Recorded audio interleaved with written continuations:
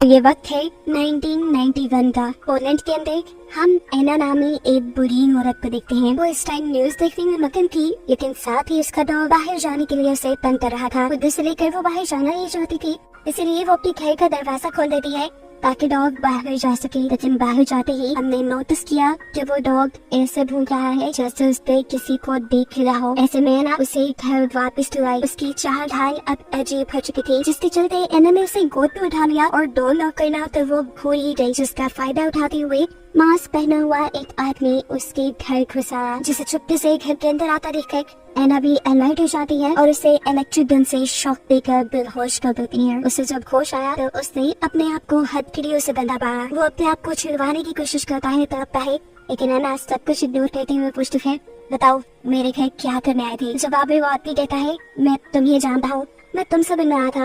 एना के एक साथी को बंदी बनाते हुए वो एना की पूरी टीम से ये डिमांड करते हैं कि तुम उस कॉफिन को हमें दे दो, हम तुम्हारे बंदे को आजाद कर देंगे। लेकिन ये दिल मानना उनके बस में नहीं था। एना अब खिड़की से ही उस आदमी के ऊपर गोली चलाती है जिसने माइकल को पकड़ा हुआ था। लेकिन इस हमले का कुछ फायदा नहीं होता, क्योंकि गोली सिर्फ गर्दन को छूकर गुजर गई थी और इसके गुस्से में ही उस आदमी ने माइकल की कमर में एक छुरा खोप दिया था। अब जंग तो होनी ही होनी थी। ये लोग अपने घर के सारे खिड़कियां दरवाजे बंद कर देते हैं, लेकिन जर्मन भी इनके ऊपर हमला कर ही देते हैं। ये लोग भी चुपके से अपने बचाव में फायरिंग करने लगे और यहाँ जंग का एक माहौल बन गया। इसी जंग के दौरान हम देखते हैं कि एना का यानी रशियन का कैप्टन बाहर जर्मन के पास चला गया। उसे मरने से डर लगता था और ऐसी जंग में तो कोई भी मर सकता है। वो अब अपनी जान के बदले उस कॉफिन का सौदा करने वाला था, जिस कॉफिन को इन्हें बचाने का मिशन मिला था। एना भी ये बात समझ गई थी कि उस धोखेबाज कैप्टन ने यही काम किया होगा। अब उस लाश को बचाने के लिए वो धड़ाधड़ जर्मन को मारना शुरू कर देती है और उसका ये रिएक्शन देखकर जर्मन कैप्टन समझ जाता है कि ये आदमी सच बोल रहा है।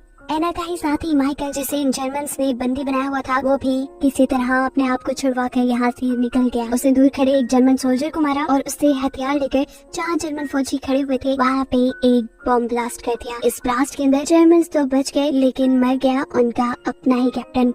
माइकल को मारने के लिए भी जर्मन्स ने गोलियां चलानी शुरू कर दी, लेकिन सभी गोलियों से बचते हुए वो इस घर में आने में कामयाब हो ही गया।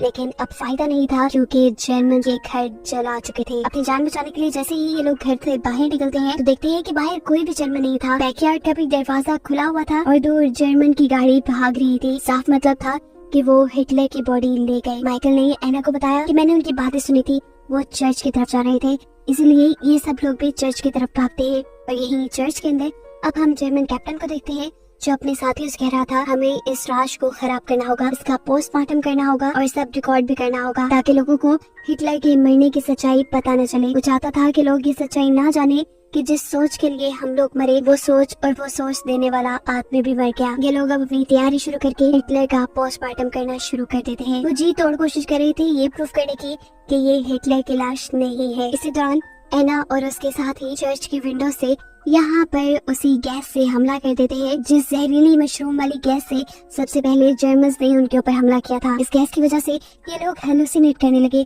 यानी इन्हें अजीबोगरीब ख्याल आने लगे और ये लोग अपने मिशन से भटक गए। ऐसे में एना और उनके साथियों ने मिलकर इन सभी जर्मन्स के ऊपर हमला कर दिया। इस जहरीली गैस के फैलने की वजह से अंदर आग भी लगना शुरू हो चुकी थी। इसी चीज का फायदा उठाते हुए एक जर्मन सोल्जर चर्च को बाहर से बंद कर देता है, ताकि कोई भी अब इस चर्च से बाहर ना सके। आग को भड़काने के लिए वो अंदर एक शराब की बोतल फेंकने वाला था, लेकिन इससे पहले कि वो ऐसा करता, उसे एक आदमी देख लेता है।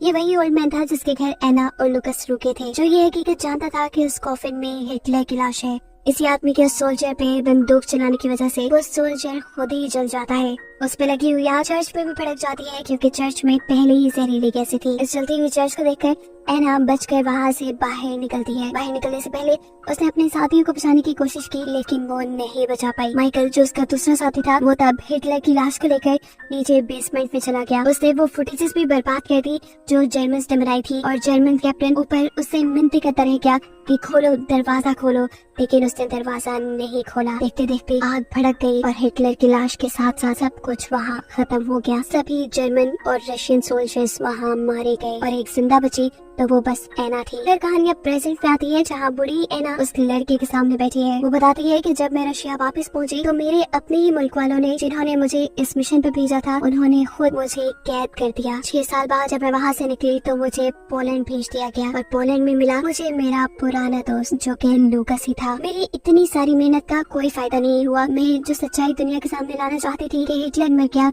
उसकी सोच खराब थी, वो एक बुज़दिल इंसान था, ये मैं साबित नहीं कर पाई। अपनी पूरी कहानी बताने के बाद एना दुखी थी। वो अब एक गिलास में कुछ मिलाती है और उस लड़के को पिला देती है। ये जहर था जो एना के लिए उस लड़के को पिलाना जरूरी हो गया था, क्योंकि अब उसे एना की कहानी पता थी। मरने से पहले एना ने इस लड़के के सामने एक बॉक्स खोला। इसके अंदर क्या था ये तो नहीं दिखाया गया, लेकिन हमें ये लग रहा है कि इसमें जरूर हिटलर का ही सेव किया हुआ सर था, और शायद इसी सर को लेने के लिए ये लड़का यहाँ तक आया था, जिसे मरता दिखाते हुए ये कहानी यहाँ खत्म हो